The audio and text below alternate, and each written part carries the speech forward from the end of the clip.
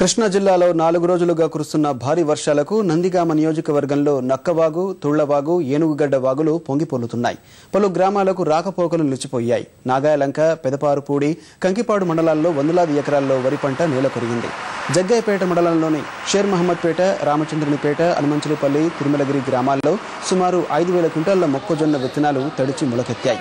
నూజివీడు ప్రాంతంలో మొక్కజొన్న పత్తి పంటలకు తీవ్ర నష్టం వాటిల్లింది. భారీ వర్షాలతో విజయవాడ జనజీవనం అస్తవ్యస్తంగా మారింది. క్రీస్తు రాజపురం కొండపై ఇంటి గోడ కూలిపోవడంతో ఒకే కుటుంబానికి చెందిన 2 చిన్నారులు సహా 5గురికి గాయాలయ్యాయి.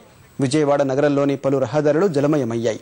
మొగల్ రాజపురం, పిన్నమనేని పాలిక్లినిక్ రోడ్డు, మాచవరం రహదారులు కాలువల్ని తలపిస్తున్నాయి. మరోవైపు ప్రకాశం బ్యారేజీకి వరద ఉధృతి క్రమంగా పెరుగుతోంది.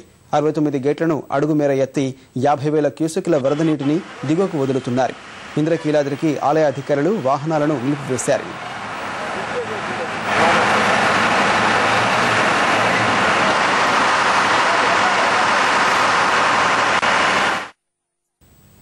మూడు రోజుల నుంచి కురుస్తున్న భారీ వర్షాలకు తూర్పుగోదావరి జిల్లా తునిలో తాండవ నదిలో వరద ఉధృతి అంతకంతకు పెరుగుతోంది. తాండవ జలాశయంలో నీటి మట్టం క్రమంగా పెరుగుతున్నందున నీరు దిగువకు విడుదల చేసే అవకాశం ఉందని అధికారులు చెప్పారు.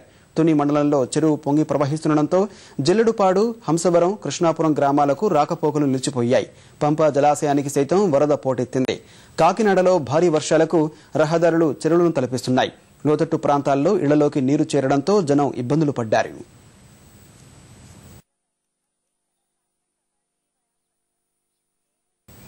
అల్పపీడన ప్రభావంతో పశ్చిమ గోదావరి జిల్లాలో మోస్తరు నుంచి భారీ వర్షాలు కురుస్తున్నాయి. జిల్లాలో సరాసరి వర్షపాతం 26.1 మిల్లీమీటర్ల వర్షపాతం నమోదు కాగా అత్యధికంగా మొగల్తూరు మండలంలో 69 మిల్లీమీటర్ల వర్షపాతం కురిసింది.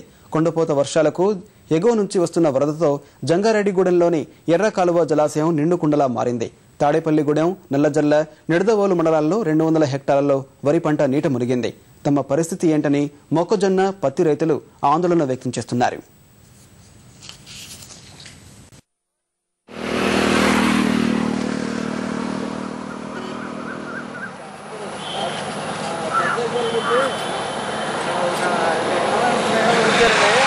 Vamos,